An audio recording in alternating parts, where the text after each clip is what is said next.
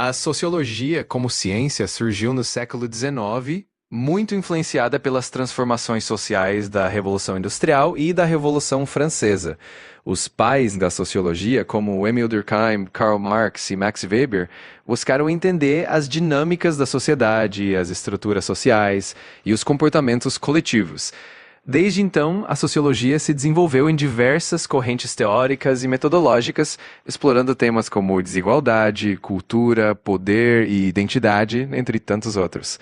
Ela se consolidou como uma ciência fundamental para entender as relações humanas e as estruturas sociais. Dentre as principais correntes da sociologia, a gente pode destacar o funcionalismo, que tem Emile Durkheim como um dos principais nomes, e foca em como as partes da sociedade funcionam em conjunto para manter a estabilidade. O marxismo, baseado nas ideias de Karl Marx, analisa as sociedades a partir das relações de classe e dos conflitos econômicos. Já o interacionismo simbólico, associado a George Herbert Mead, foca nas interações do dia a dia e em como os significados são construídos socialmente. Há também a teoria crítica da Escola de Frankfurt, que questiona as estruturas de poder e ideologia, além de muitas outras correntes que foram surgindo ao longo do tempo, refletindo a complexidade da vida social.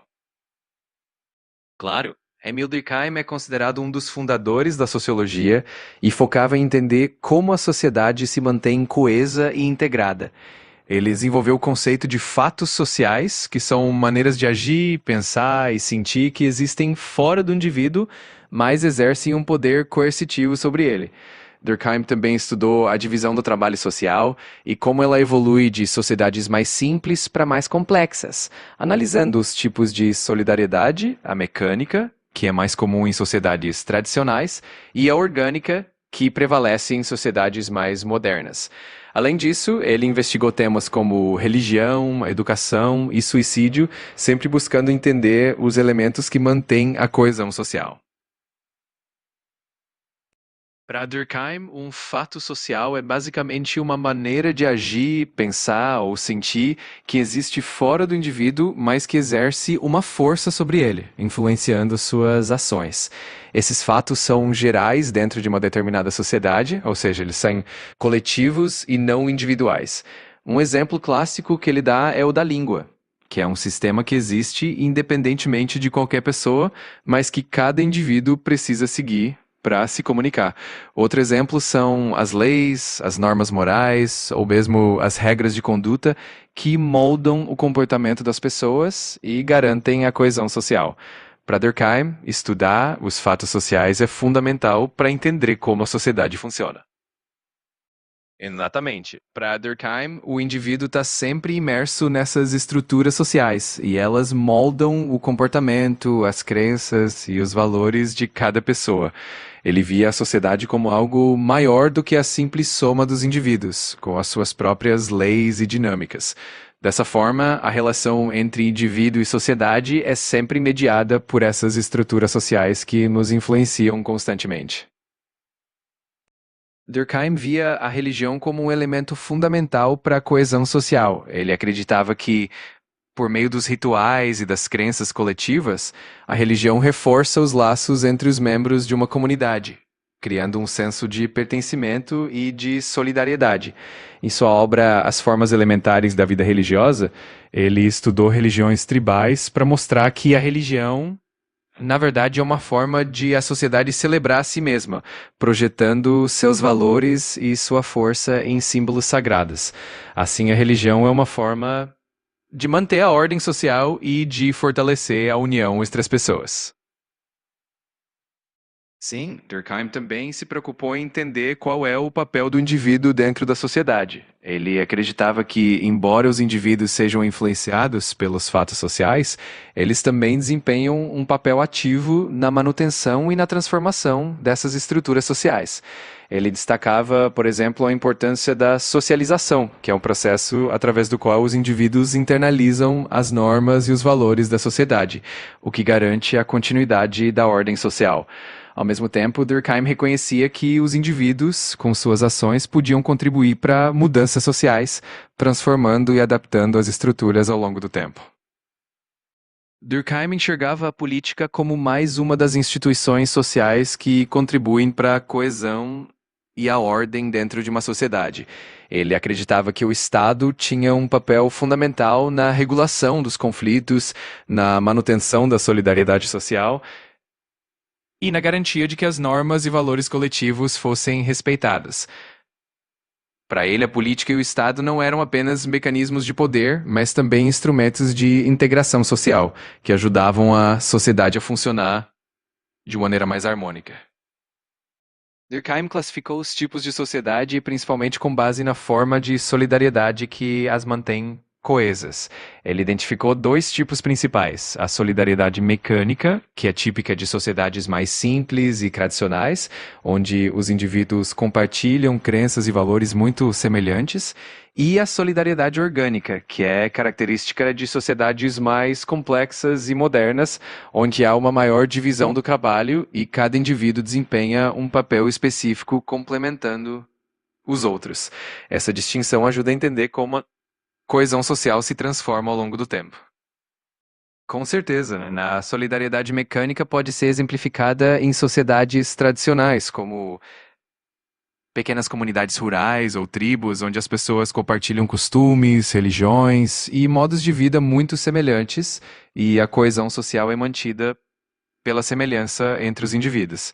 Já a solidariedade orgânica é mais fácil de notar em sociedades modernas e urbanas, onde há uma grande diversidade de profissões, especializações e papéis sociais. Nesse tipo de sociedade, a coesão vem da interdependência entre as pessoas, já que cada um depende do trabalho e das funções dos outros para que a sociedade funcione. Durkheim viveu na segunda metade do século XIX e início do século XX, um período marcado por grandes transformações sociais. Ele nasceu na França, em 1858, e viveu num contexto de industrialização acelerada, urbanização crescente e mudanças nas estruturas sociais e familiares. Esse contexto de transição, com o enfraquecimento das estruturas tradicionais e surgimento de novas formas de organização social, influenciou muito o trabalho dele, levando-o a refletir sobre como a coesão social poderia ser mantida em um mundo em rápida mudança. Além de Durkheim, outros grandes nomes da sociologia são Karl Marx, que analisou a sociedade a partir das relações de classe e dos conflitos econômicos, Max Weber, que focou na racionalização, na burocracia e na ética do trabalho, entre outros temas, e também Georg Simmel, que se dedicou a estudar as interações sociais no cotidiano e a forma como as pessoas constroem significados nas interações. Cada um deles trouxe contribuições únicas, ajudando a moldar o campo da sociologia como o conhecemos hoje. Georg Simmel foi um sociólogo alemão que se dedicou a entender as interações sociais no nível mais micro, focando nas dinâmicas do dia a dia. Ele estava muito interessado em como as pessoas criam e mantêm os significados dentro das interações sociais.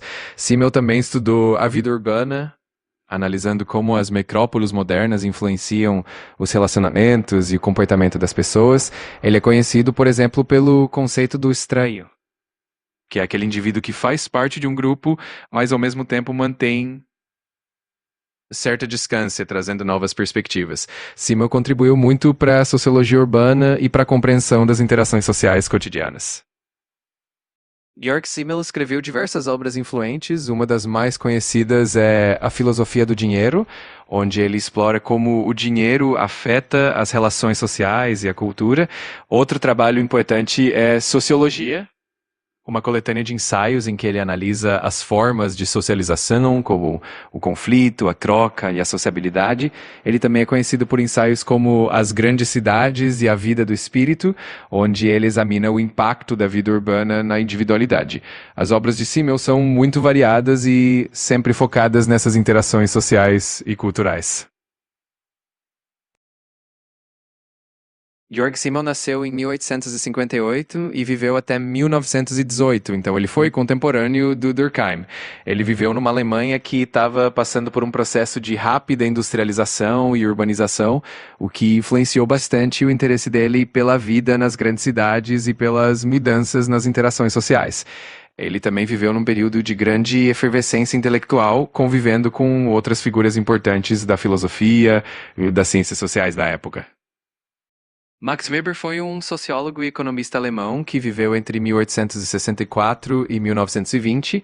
Ele é conhecido por suas análises sobre a racionalização da sociedade moderna, a burocracia e a ética protestante, que ele descreveu em sua obra mais famosa, A Ética Protestante e o Espírito do Capitalismo. Weber também se dedicou a estudar a legitimidade do poder e as diferentes formas de dominação, como a tradicional, a carismática e a legal racional. Ele foi um pensador muito versátil, contribuindo para diversas áreas das ciências sociais. Claro, o Weber identificou 3 tipos ideais de dominação que são formas de legitimar o poder. A dominação tradicional ela é baseada nos costumes e nas tradições, como é o caso das monarquias hereditárias. A dominação carismática se sustenta na figura de um líder com carisma, alguém que inspira e mobiliza seguidores, como alguns líderes revolucionários. Já a dominação legal racional é aquela que se baseia em normas e leis impessoais, típica das burocracias modernas, onde a autoridade vem de um cargo e não da pessoa em si. Essas categorias ajudam a entender como o poder é legitimado em diferentes contextos sociais. Na obra A Ética Protestante e o Espírito do Capitalismo, o Weber analisou como certos valores protestantes, especialmente aqueles do calvinismo, influenciaram o desenvolvimento do capitalismo moderno. Ele percebeu que a ética do trabalho, a disciplina, a valorização da poupança e do investimento, características presentes no protestantismo, acabaram incentivando o surgimento de uma mentalidade capitalista. Para ele, essa conexão entre a ética religiosa e o comportamento econômico ajudou a moldar o capitalismo ocidental. Exatamente. O Weber faz essa distinção entre a ética protestante e a católica. Ele argumenta que, no contexto do protestantismo, especialmente o calvinista, havia uma ênfase muito forte no trabalho como um chamado divino e no acúmulo de riquezas como um sinal de bênção. Já na ética católica tradicional, o trabalho não era visto da mesma forma, e o acúmulo de riquezas muitas vezes era encarado com mais desconfiança. Então, essa diferença de mentalidade teria influenciado o desenvolvimento do capitalismo de forma diferente em cada contexto religioso. Exatamente, essa é a ideia principal do Weber. Ele argumentou que o protestantismo, especialmente em sua vertente calvinista, incentivou uma mentalidade que via o trabalho duro, a disciplina e a busca pelo sucesso material como virtudes, o que acabou favorecendo o desenvolvimento do capitalismo. Essa ética de valorização do trabalho e do reinvestimento dos lucros ajudou a criar um ambiente propício para o capitalismo florescer. Sim, o Weber também considerou o papel dos judeus em suas análises sobre o desenvolvimento do capitalismo. Ele notou que, em muitos contextos, os judeus, por estarem historicamente afastados de certas profissões e propriedades de terra, acabaram se concentrando em atividades comerciais e financeiras, o que também contribuiu para o espírito capitalista. Ele via isso como mais um exemplo de como diferentes tradições religiosas e culturais influenciaram as atitudes em relação ao trabalho e à economia. A sociologia começou a se consolidar justamente nesse período de grandes transformações que a Europa estava vivendo ali no século XIX. Com a industrialização, surgiram novos problemas sociais, como a urbanização rápida, condições de trabalho difíceis e mudanças nas estruturas familiares e comunitárias. Esses desafios exigiram um novo olhar para entender a sociedade e pensadores como Durkheim, Marx e Weber começaram a desenvolver teorias para explicar essas novas realidades sociais. Sim, Thomas Malthus é um pensador que, de certa forma, também contribuiu para esse contexto de reflexões sobre a sociedade, embora ele seja um pouco anterior a esses grandes nomes da sociologia. Ele é mais conhecido pela sua teoria populacional, onde ele argumentava que a população tende a crescer em progressão geométrica, enquanto os recursos crescem em progressão aritmética, o que levaria a crises de escassez. As ideias de Malthus influenciaram muitos debates sobre demografia, economia e políticas sociais e acabaram também dialogando com o surgimento da sociologia. Na verdade, a sociologia como ciência não se fechou no começo do século XX. Ela começou a se consolidar ali no final do século XIX, com pensadores como Durkheim, Marx e Weber, e continuou se desenvolvendo ao longo de todo o século XX e até hoje. Novas correntes teóricas, novos métodos de pesquisa e uma diversidade enorme de temas foram surgindo com o tempo, e a sociologia continua sendo uma ciência bem viva e muito relevante para entender o mundo contemporâneo. Com certeza. Depois desses fundadores, que a gente chama de clássicos da sociologia, vieram várias outras gerações e escolas de pensamento. No início do século XX, a escola de Chicago se destacou estudando a vida urbana, a migração e marginalidade. Depois, a escola de Frankfurt trouxe a teoria crítica, com pensadores como Adorno e Horkheimer, que analisaram a cultura de massa e o poder.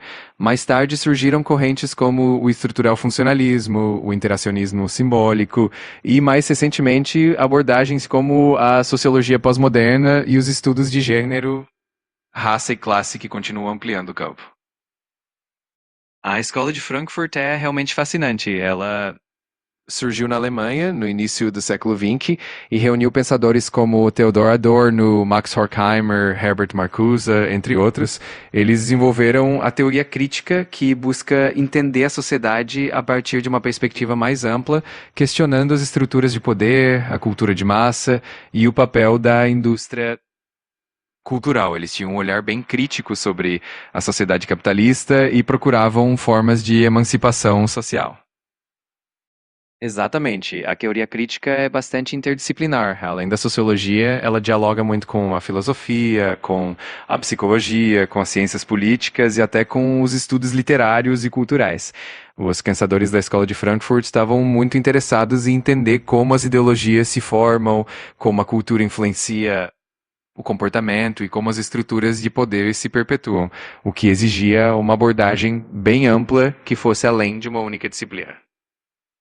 A escola americana que eu mencionei foi a escola de Chicago. Ela se destacou no início do século XX por estudar questões urbanas, como a vida nas grandes cidades, a migração, a criminalidade e a formação de comunidades. Eles utilizavam muito a observação direta e o trabalho de campo, e acabaram influenciando bastante a forma como a sociologia passou a entender os fenômenos sociais.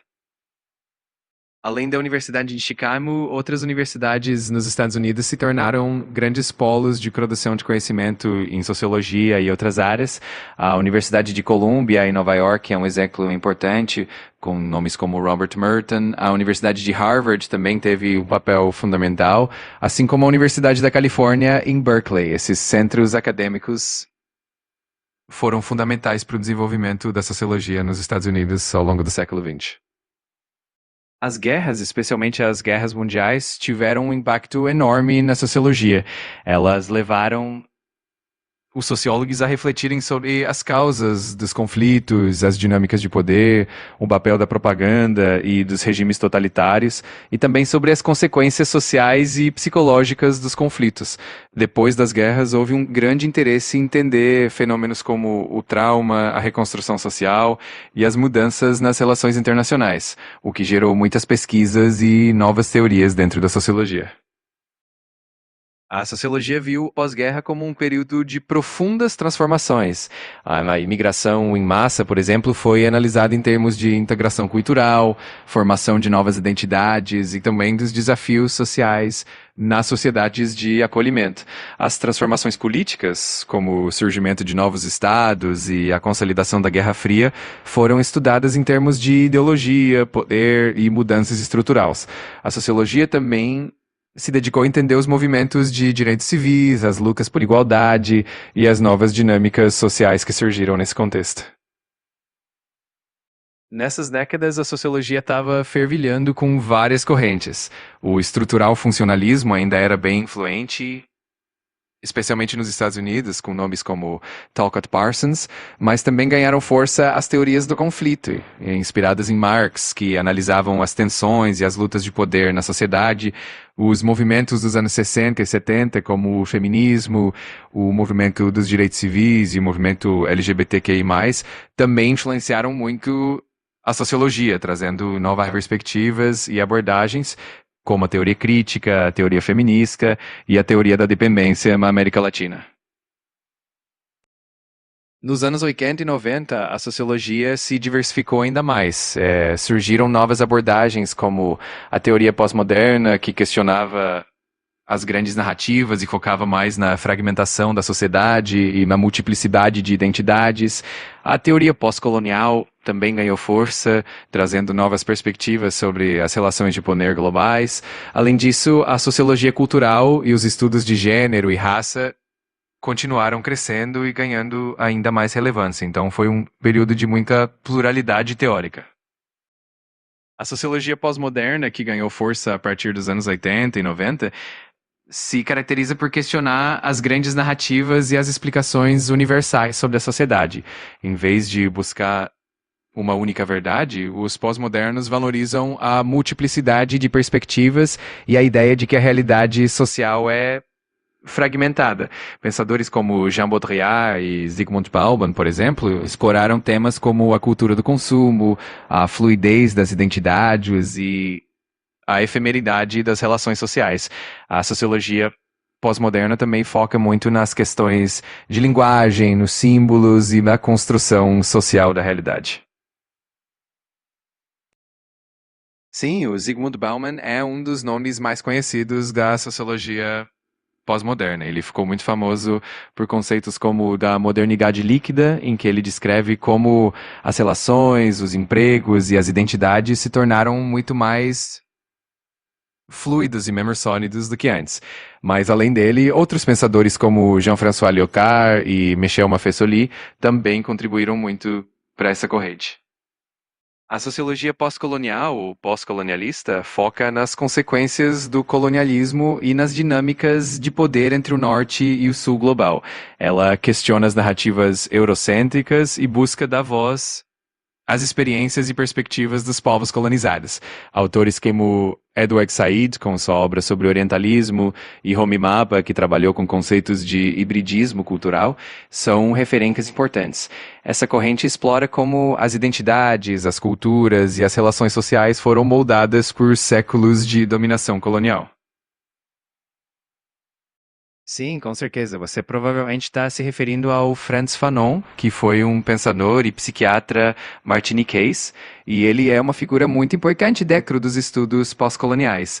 Ele escreveu obras como Os Condenados da Terra, onde ele analisa os efeitos psicológicos e sociais do colonialismo e defende a luta anticolonial. As ideias dele influenciaram muito o pensamento pós-colonial e os movimentos de libertação ao redor do mundo.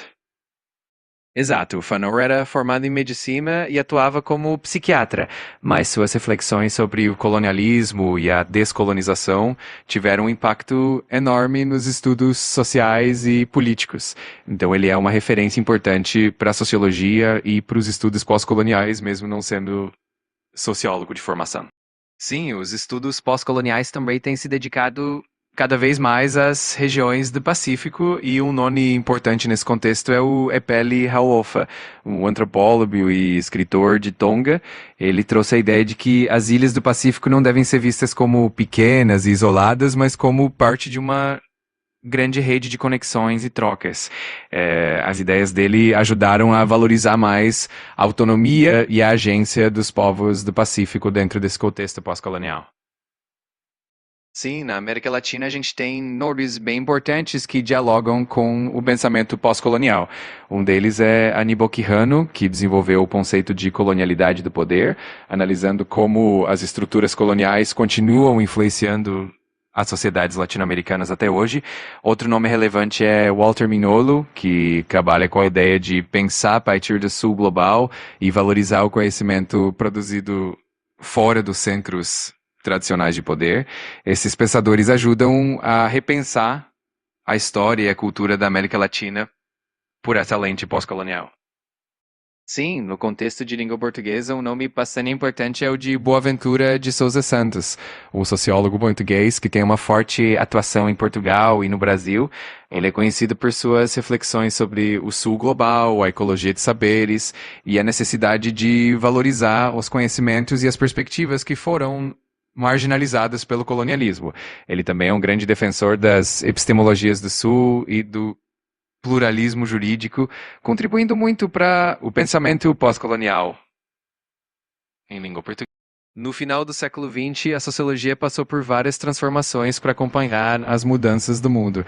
Surgiram correntes como a teoria da globalização, que analisava como as fronteiras estavam se tornando mais fluidas e as sociedades mais interconectadas. Também houve um foco maior nos estudos de gênero, raça e etnicidade e uma ênfase nas questões ambientais e na sustentabilidade.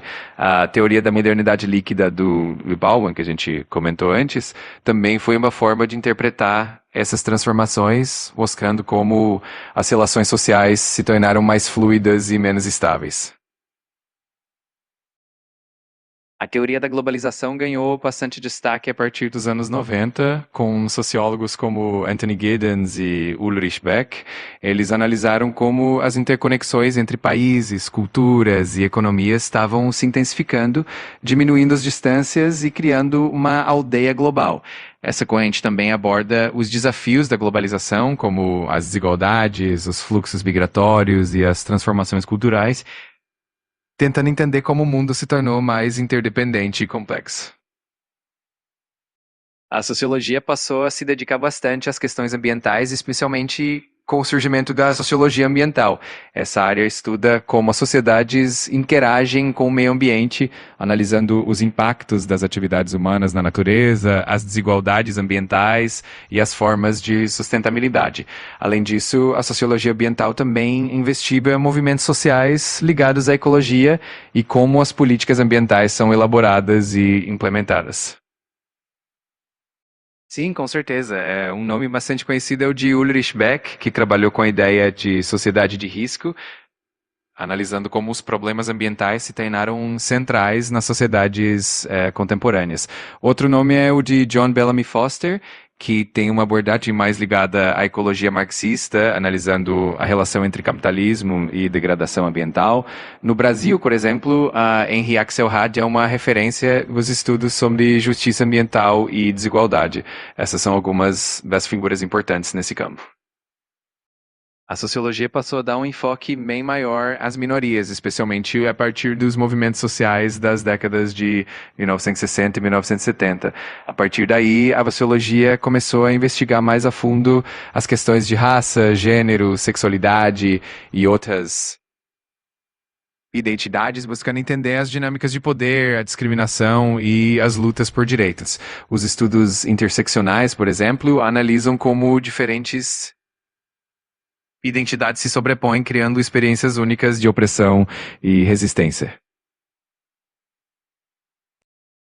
Com certeza, a sociologia tem se dedicado bastante a entender como o racismo, a homofobia, o sexismo e outras formas de discriminação funcionam nas sociedades e também como esses fenômenos afetam as vidas das pessoas.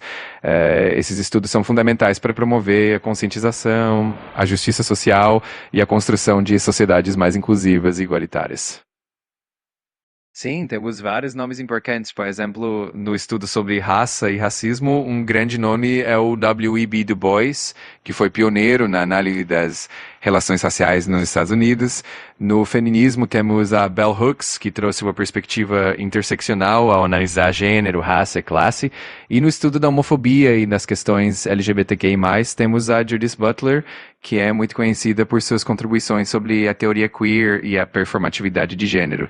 Esses sociólogos e pensadores ajudaram a moldar o campo e a dar voz a essas questões. Com certeza, a sociologia contemporânea tem uma série de novos desafios e temas emergentes. Questões como o impacto das novas tecnologias e das redes sociais nas relações humanas, as transformações no mundo do trabalho, a crescente preocupação com a saúde mental e o bem-estar, e os debates sobre inteligência artificial e ética são todos temas que estão cada vez mais em pauta. A sociologia continua evoluindo para entender esses fenômenos e propor novas perspectivas. Um nome bastante conhecido é o de Zygmunt Bauman, que, embora tenha falecido em 2017, deixou um legado importante sobre modernidade líquida e o impacto das novas tecnologias. Outro nome é a Sherry Turkle, que estuda como a tecnologia afeta as relações humanas e a identidade. O Anthony Giddens também continua sendo uma referência nos estudos sobre globalização, e a Saskia Sassen é uma socióloga que estuda as cidades globais e as migrações. Todos esses são nomes importantes que ajudam a entender os desafios do nosso tempo. Com certeza. No Oriente há muitos pensadores que contribuíram para o entendimento das sociedades orientais. Por exemplo, Ibn Khaldun, um mundo islâmico medieval, é considerado um precursor da sociologia. Mais recentemente temos nomes como Ashish Nandy, na Índia, que trabalha com estudos pós-coloniais, e Wang Hui, na China, que analisa questões de modernidade e globalização a partir de uma perspectiva chinesa. São exemplos de pensadores que trazem contribuições muito ricas de diferentes regiões do mundo. A sociologia como ciência surgiu no século XIX, influenciada pelas transformações sociais da Revolução Industrial e da Revolução Francesa. Os pais da sociologia, como Émile Durkheim, Karl Marx e Max Weber, buscaram entender as dinâmicas da sociedade, as estruturas sociais e os comportamentos coletivos. Desde então, a sociologia se desenvolveu em diversas correntes teóricas e metodológicas, explorando temas como desigualdade, cultura, poder